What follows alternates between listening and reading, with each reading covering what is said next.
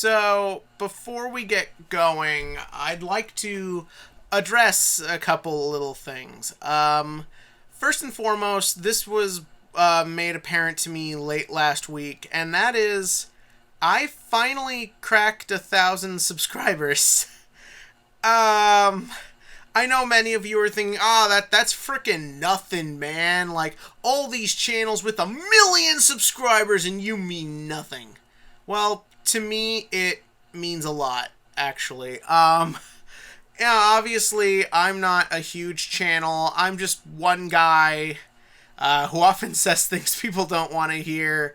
It hasn't been the easiest time getting my name out there, but just knowing that I've hit that milestone, and it is a milestone of hitting quadruple digits, really means a lot to me, and it means a lot to know that at the very least there's 1,000 people out there who care enough about what I have to say and my nonsense to keep coming back every week for every silly, stupid thing I say. I know I'm not always super consistent at uploading. I know I'm not always consistent about getting every video out I want to, but it really means a lot that all of you have stuck out with everything that's happened for this channel over the past, I don't even want to think about how many years it's been, so thank you all. Thank you very much. So then moving on, next thing that happened. So this past weekend I was at Anime Next in Atlantic City, New Jersey.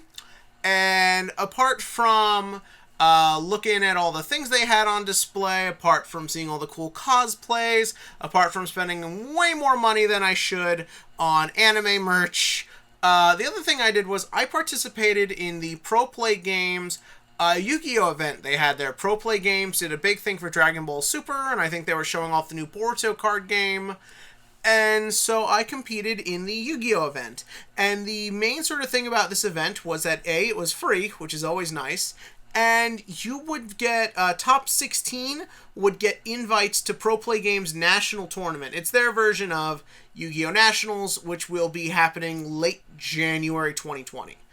And also, that tournament has like a $25,000 prize payout to being obviously divided amongst Yu-Gi-Oh!, Vanguard, and Dragon Ball Super. And, well, your boy got his top. That's right. I didn't do, I got 9th place because Orchist is a bitch, and so is a Layer of Darkness. But nah, I got my top. And once again, this might seem like a drop in the bucket for a lot of people, but for a guy like me who doesn't have a lot of success in life, this was pretty exciting. So if you'll all just indulge me for a little bit, all the pictures in the video from this point forward will be based around stuff I used in my deck for the tournament. I did this with YCS Atlanta. Once again, I went with Pendulum Magician. I'm currently in between Thunder Dragon builds. I'm waiting for Dangers to go down a bit more before I invest in that, and I'm also experimenting around with a couple different builds for Pure. So I figured let's just go with something simple, straightforward, and consistent. So that's what I did. I'll try to show mostly different things from what I used in Atlanta. Obviously, I went with a similar build, one or two differences. But the big thing will just be sort of showing off the things that were relevant during the matches. So, yeah. So without further ado, let's get right into Yu-Gi-Oh! And I really love Ai as a villain. He is so much fun to watch. And what's sort of smart about the way they're playing up Ai is that they're making him seem very unique from Revolver and Lightning, which is important because considering a lot of times Yu-Gi-Oh! Villains ultimately have the same goal, it's very important to make them different. And they did a very good job with all three of these primary antagonists. You had Revolver, who was very destructive, he was very commanding, domineering. You always believed he was this larger-than-life, king of the hill, biggest man in the room type personality. And then you had Lightning, who was this manipulative, controlling, intelligent being. You always just kind of just wanted to keep watching his twisted plan go, and you just wanted to know what more there was to learn. And this is all really cool but you can't do that again. So they came up with a very smart option, and that is I just keeps his fun, creative, goofy personality. It's just done through the perspective of he's trying to hurt a lot of people. This was especially good in the opening bit where he's explaining his sort of like Yu-Gi-Oh player tier list to Robotnik. And this is good for a couple reasons. First up, it's a fun, quirky little visual. They didn't use a lot of annoying sound effects. It was just allowed to be sort of its own kind of, yeah, this is my crazy explanation. Ha playmakers at the bottom. As a guy who does not like Yusaku's deck, that made me smile. But no, it was very clever because it reminds us he's still fun, goofy Ai, but also it shows how he gets what he wants. He's all about theatrics. He's all about the goofy scenario. He's always about both entertaining you while he destroys you, and I love the way he manipulates Robotnik into doing what he wants. He makes Robotnik thinks that that's what he in fact wants. Like, even back from day one, what does he do to get Robotnik to be his sidekick? He's like, I can make you smarter. Sure, I'm just using you to get whatever I want, but you'll be better off in the end. And it's still the same thing. He just goes to Robotnik, well, I don't know if you're a good duelist. You have no experience. Go out and take out everyone who's in my way. That's essentially what he's saying to Robotnik. And the manipulation continues later into the scene as well when we get to Robotnik meeting up with Emma and Blood Shepherd. Like, that's a very clever interaction because it's still as both an introduction for Robotnik, it's a fun, sort of dark humor-based scene, but it's also a big scene because it really shows how far I will go to manipulate Robotnik, including giving Robotnik, quote-unquote, free will, but then basically forcing Robotnik's perspective to be what is most opportune for Ai. I'd love it if at one point Ai just needs to reset Robotnik's personality to get what he wants. This is actually a real clever, subtle, nuanced way at showing how powerful and controlling our villain is. And since we're on it anyways, the duel between the two is actually a lot of fun. I love the way Robotnik describes his goals, what he's after, everything he's doing.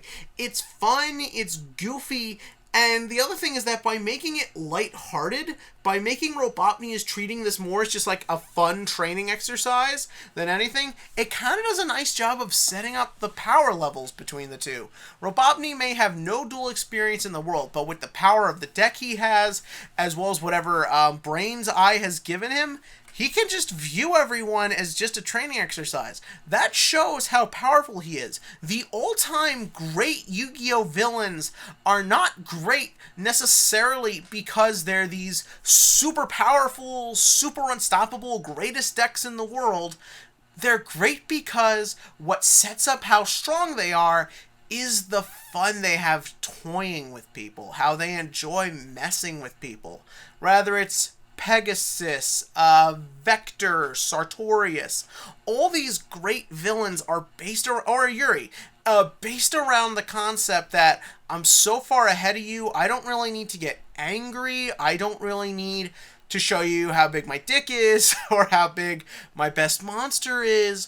All I need to do is show you how much fun I'm having driving you crazy. And that's so good, and that is such a Yu-Gi-Oh thing to do. And also, the deck is fun, I like the way it plays, the designs are hilarious. Blood Shepherd's line of like, I'm being belittled by a vacuum. That is the greatest line ever. More Altergeist support scares the living shit out of me. And then finally, the other thing that happened, I know I kind of went out of order here, Ai's set up against our sort of three main guys at the moment. That's clever. Like, I sort of had a feeling it was going to be that Ai separated himself into three versions, but I assumed we just get straightforward generic duels. But this idea that Ai sets up a strategy to trap them and mess with them, That is clever. That is creative. That is interesting. And I love the way I is manipulating the three of them, saying things like, oh, I'm just fulfilling Lightning's wishes. I assume we all know there's more to it than just that, if that even is what's going on. Where he's like, I killed Flamer, you're just a lapdog now. These clever little ways I knows to manipulate you and get what he wants out of you. It's just so creative and interesting, and it's what I love about Yu-Gi-Oh! Villains, and it's what's making I into a very interesting character. But yeah, that's all there was for this week's episode. A bit more to unpack than one would assume from a part 1. But yeah, what do you think about it in the comment section below? Give me your thoughts on this episode, Robotnik, I. Oh, and also, I's continuous spell card is just eyes holding hands. I love that. But yeah, as for the TCG question of the week, we're going to do something a little bit interesting. So the Dark Neostorm Special Edition comes out this week. I'm pretty certain it's this week. And in it, no one cares about the reprints or the things from the next set. The last great special edition was, I believe it was the Extreme Force had Summon, Sorceress, and Assault, or did that one have Cold by the Grave? You get the point, though. Like, special editions, or was that the Soul Fusion one? You get the point. Actually, I think that was Soul Fusion, and Expo was Cold by the Grave. What do you think about sticking such big reprints in special editions like this? Because I remember when the ones for Isolde and Summon Sorceress were announced, a lot of people actually got kind of annoyed because they thought those were cards to safely invest in when, like, Isolde missed its Megatin reprint and and Summon Sorceress being a Shonen Jump promo, but that's just like, no. But at the same time, Europe and South America and other territories do need these cards. So where do you fall on it? Or do you fall somewhere in the middle? Tell me that below. And as always, click to like, click to subscribe, and join me as we continue on in this crazy journey that is YouTube.